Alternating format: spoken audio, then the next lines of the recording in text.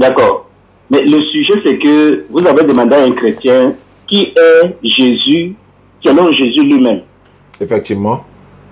Non, mais vous savez que quand le chrétien est dans la foule où il y a beaucoup de musulmans, il est frustré. Donc, parfois, ça ne les permet pas de bien réfléchir, de vous donner des réponses adéquates pour édifier des gens. Donc, cependant, le fait que comme je suis ici chez moi, vous êtes chez vous là-bas, est-ce que on peut revenir sur ce sujet? Il n'y a pas de problème. Tout le monde, je ne sais pas, bon. Là au moins, il n'y a personne. On est deux seulement. Donc, alors, oui. Je t'écoute alors. D'accord. Vous voulez que je réponde directement à la question? Bon, c'est toi qui as vu la vidéo. Tu dis que moi, j'ai posé la question au gars et que comme il y avait la foule, il n'a pas pu répondre à la question. Oui. Alors que Jésus a dit dans la Bible que quand vous serez en train de répondre à quelque chose, si vous n'avez pas la réponse ou bien quoi, l'Esprit se révélera à vous sur le champ pour vous donner la réponse ou bien c'est moi qui ai mal interprété. Oui, mais l'Esprit, donc tu penses que tout chrétien que tu vois a l'Esprit de Jésus en lui? Ah, d'accord. Tu penses que c'est tout le monde que tu vas appeler comme ça? Ah, c'est pas tout le monde qui a l'Esprit. Ok, oui. Donc comme toi tu as l'Esprit là, je t'écoute alors. Est-ce que toi tu peux répondre au moins à la question? Oui, mais selon la Bible, selon comme tu as dit, qui est Jésus selon Jésus lui-même? Tiens. Voilà.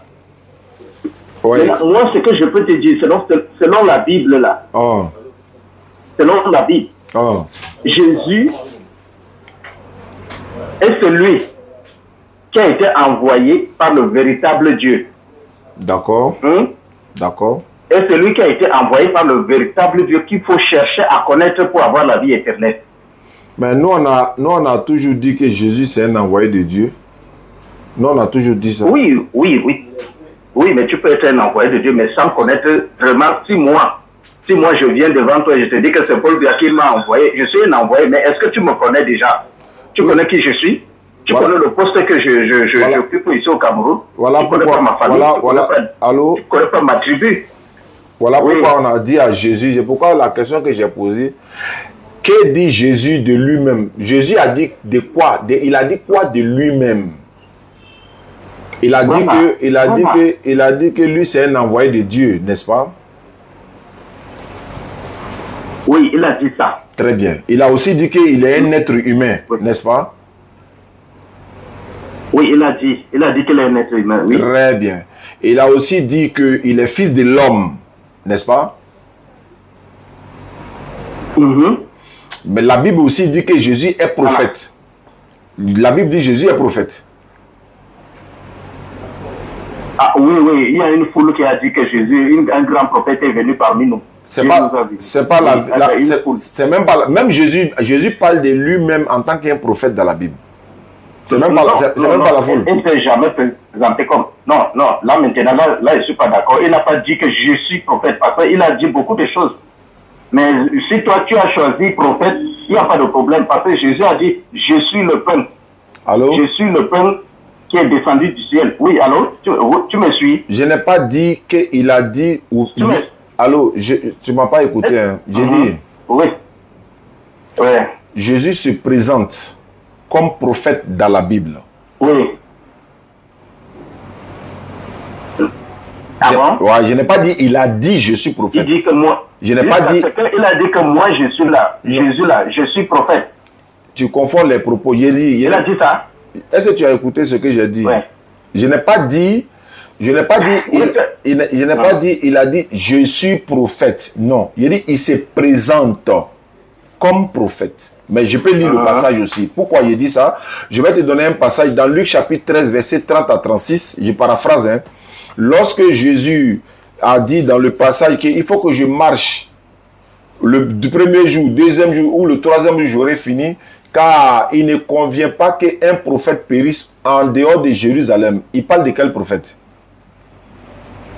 Oui, il ne faut pas qu'un prophète périsse en dehors de Jérusalem. C'est-à-dire ça c'est un propos. Ça c'est un propos quand je dis par exemple, il ne faut pas qu'un Ivoirien sorte du pays. Je m'adresse à qui? C'était pas le contexte dans lequel Jésus disait là, c'est parce qu'on veut le tuer. Voilà, il faut relater le contexte. On cherche à le tuer. Bon, il ne faut pas qu'un professeur. Je viens. Après, allô? Général, quand il dit, oui. Je vais, voilà, comme tu as pris le cas d'Ivoirien, je prends un exemple. Un Ivoirien est au Cameroun, par exemple. Et puis il dit, et puis on cherche l'Ivoirien là, par exemple, à l'arrêter, je ne souhaite pas. Et puis l'Ivoirien a dit, il faut que je quitte la ville là, je dois marcher pour arriver jusqu'en Côte d'Ivoire, parce qu'il n'est pas convenable qu'un Ivoirien soit arrêté en dehors du Côte d'Ivoire. Alors que cet Ivoirien là, on cherche à arrêter, hein. Mais il parle de qui? Quand il dit n'est pas convenable qu'un Ivoirien soit arrêté en dehors du Côte d'Ivoire, il parle de qui? C'est un Ivoirien lambda. Non, Ivoirien lambda. Non. C'est pas tous les Ivoiriens on cherchait à attraper. On va dans le contexte de Jésus. Ça veut dire que n'importe quand il dit qu'il ne faut pas qu'un Ivoirien soit... Alors, n'importe quel Ivoirien... Non. Voilà, n'importe quel Ivoirien. On va l'arrêter. Maintenant, est-ce que... On va dans le contexte de Jésus. Tu vois, on va se comprendre. Hein. Attends, quand Jésus a... D'abord, on cherchait Jésus pour le tuer, non? Oui. Bon, d'accord. Qui cherchait... Au moment où... Oui. Qui cherchait à le tuer en ce moment-là? Hérode ou bien qui? Il y a quelqu'un qui cherchait à le tuer. Je vais même lire, te lire le passage. Et puis d'ailleurs, avant même de lire le passage, là, toi et moi, on est d'accord que Jésus c'est un envoyé de Dieu, non? Maintenant, quoi c'est d'aller tourner même dans tout ça là? À partir du moment où on est d'accord que c'est un envoyé de Dieu, un envoyé de Dieu ne peut être qu'un prophète ou un messager. Il n'y a pas de débat dessus. Toi, tu es d'accord que Jésus a été envoyé. Moi, je suis d'accord qu'il a été envoyé. Il n'y a pas de problème. Attends, monsieur Djani. Oui. Est-ce que quand Dieu envoie là, il envoie seulement les prophètes? Donc tout ce que Dieu peut envoyer là, c'est seulement les prophètes. Il est prophète et messager, c'est tout. Oui, mais je dis que quand on dit que tu es un envoyé de Dieu là, ça veut dire que tu es prophète. Tu es prophète et messager. Tu ne peux rien, tu ne peux pas être autre chose que ça. Tu es messager ou prophète. Tu ne peux pas être autre chose que ça. Montre-moi quelqu'un qui a été envoyé. L'ange, quoi? Il est messager. Il est messager. Aïe, il est messager. Oui, mais quand un envoyé là, quand il envoie un ange et quand il envoie un homme, attends, quand il envoie un ange et il envoie un homme, la différence c'est quoi? Je parle de Dieu. Je parle de Dieu. Toi, tu parles d'un homme. Mais c'est Dieu qui envoie tout ça. Allô? Je vais te répéter. Oui. Quand Dieu envoie un être humain, il est soit prophète ou messager. Les deux là. Il n'y a rien d'autre en dehors de ça. Il est soit prophète ou messager. Je te donne l'exemple. Par exemple, c'est l'islam même qui peut vous enseigner ça. Abraham là, il est prophète. Oui. Abraham n'est pas messager. Il est prophète. Oui. Moïse là, il est prophète et messager. Oui. Jésus, il est prophète et messager. Oui. Mohammed sallam, prophète et messager. Oui. Noé, il est prophète seulement. Donc, ça, c'est des choses que toi, tu ne sais pas. Maintenant, je vais dire, l'ange Gabriel, là, il n'est pas prophète, il est messager. Oui. Donc, maintenant, il faut me dire, en dehors des prophètes et messagers, quand Dieu envoie quelqu'un, comment on l'appelle? En dehors des prophètes et messagers, comment on l'appelle? D'accord, je vais te dire. Un messager, n'est-ce pas? Un messager, c'est un envoyé de Dieu, je suis d'accord avec ça. Mais le problème, c'est que le messager, là, ça peut être un ange, ça peut être un homme, ça peut être Dieu lui-même. Attends. Dieu lui-même peut être, oui, son propre messager, oui. Dieu, son propre messager? Oui. Attends. Si tu veux, je te montre le passage dans la Bible. Attends, hein, avant de montrer le passage dans la Bible, tu vas montrer que Dieu s'est envoyé lui-même, quoi. Oui, Dieu lui-même, il peut venir faire... Venir transmettre un message. C'est pas ma question. Je dis, est-ce que tu peux montrer un verset dans la Bible où Dieu s'est envoyé lui-même? Ah oui, mais dans Zacharie, si tu lis dans Zacharie, tu as dit, il y a l'Éternel qui parle et il dit que l'Éternel m'a envoyé vers toi. Donc, un Éternel qui envoie un Éternel. Non,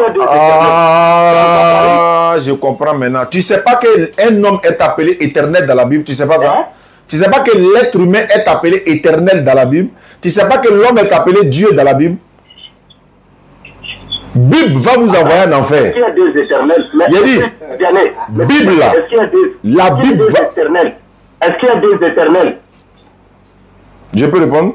Est-ce qu'il y a des éternels? Allô? Oui. J'ai dit... Oui, je t'écoute. Il y a plusieurs éternels dans ta Bible. Il dit bien dans la Bible. Ah bon? Ah, tu ne savais pas? Moi, dans ma Bible, je sais qu'il y a un seul éternel. Bon, faut prendre... Bon, je te donne le verset. Je te donne le verset. Oui. Tu vas apprendre beaucoup de choses. Jérémie 23, verset 6 à 7. Ceux qui nous suivent là, prenez note. Jérémie 23. Allons-y dans Jérémie 23. Tu vas voir que l'homme est appelé éternel là-bas. Comment est-ce que l'homme peut être appelé éternel? Il dit, tu seras surpris. Il va comprendre. Voilà pourquoi venez vers nous à vous enseigner par la grâce d'Allah. Il dit, Bible, ça vous envoie enfin. Hein? Jérémie 23. Allons-y, je suis à la page. Ça dépend de ce que toi, tu veux réinterpréter sur ce que tu... Non, c'est écrit. Hein? Tu vois. Faut lire. Jérémie 23, verset 6 à 7. Ok, attends, je passe sur Jérémie 23. Et puis, il va prendre encore dans version... Il va prendre encore dans version parole de vie encore pour enfoncer encore le clou. Jérémie, chapitre combien? Jérémie chapitre 23, verset 6 et le verset 7. Ok. Je suis dans Jérémie chapitre 23. Ici, écoute ici. Jérémie chapitre 23, verset 5. Commence au verset 5. Je te contextualise quoi. Commence au verset 5. Ok. Voici, les jours viennent, dit l'Éternel, où je susciterai à David un germe juste. Il régnera en roi et prospérera. Voilà. Il pratiquera la justice et l'équité dans le pays. Merci. On dit, attends, il dit quoi? L'Éternel dit, je susciterai à David un germe juste. C'est quoi le germe juste?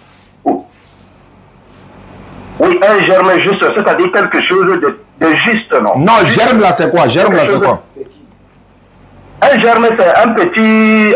quelque chose qui sort. C'est-à-dire quoi? Par exemple, quand on dit que un maïs...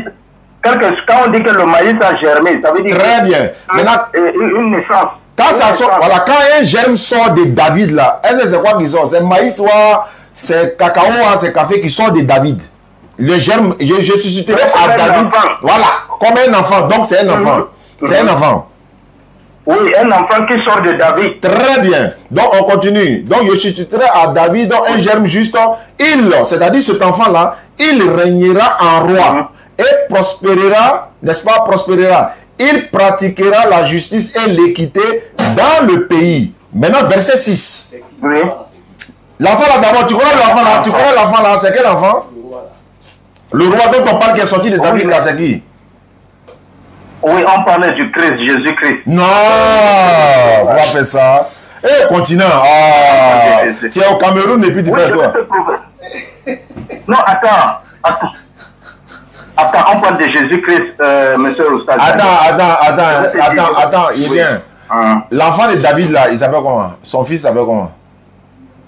Tu peux parler que de Salomon? Non, moi je te demande c'est qui? Oui, je sais que David a laissé un enfant qui est le roi Salomon, non, le roi Salomon. Ah, je pensais que c'était le roi Jésus. Je pensais que c'était Jésus. Tu sais que c'est Salomon. Donc, un germe juste là, il régnera en roi, c'était le roi Salomon. Et puis, tu as dit Jésus. Ah bon? Ah bon, comment? Ouais, c'est écrit, tu dis c'est Jésus. Hey, tiens. On dit tu vas apprendre des choses. Bon, continue maintenant. On dit. Oui, d'accord, vas-y. Donc, on reprend. Voici les jours viennent, dit l'Éternel, où je susciterai. D'abord, ça c'est dans 8 secondes. Je vais te lire dans Parole de vie et puis on va revenir dans 8 secondes. Parole de vie. Parole de vie, Jérémie 23, verset 5. Le Seigneur déclare, le jour vient où je ferai naître un vrai fils de David. Tu vois? D'accord. Il gouvernera, il gouvernera en bon roi. Il agira avec intelligence. Il fera respecter le droit et la justice dans le pays. Maintenant, lis le verset 6. Oui. On dit en ce temps-là, Judas sera sauvé, Israël aura la sécurité. On n'a pas dit en ce temps-là. Non, il faut bien lire. En son temps. C'est-à-dire, en son temps. Toi, tu as dit à ce temps-là. Non. Oui, en son temps. Voilà. Oui, en son temps. Voilà. Attends d'abord, doucement. Au temps du roi là, quand le roi là va régner là, en son temps là, Judas sera sauvé. Allons-y. Oui. Israël va faire quoi? Israël aura la sécurité dans sa demeure. Et voici le nom dont on l'appellera. On l'appellera là. Appeler qui? C'est qui on va appeler ici là? L'Éternel, je sais qui? Le fils de David. On va l'appeler comment? C'est le fils de David. Oui, mais on l'appellera.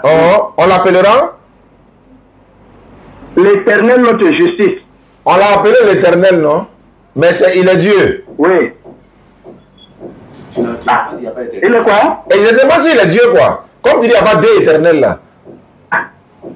Lisons la suite. C'est rentré.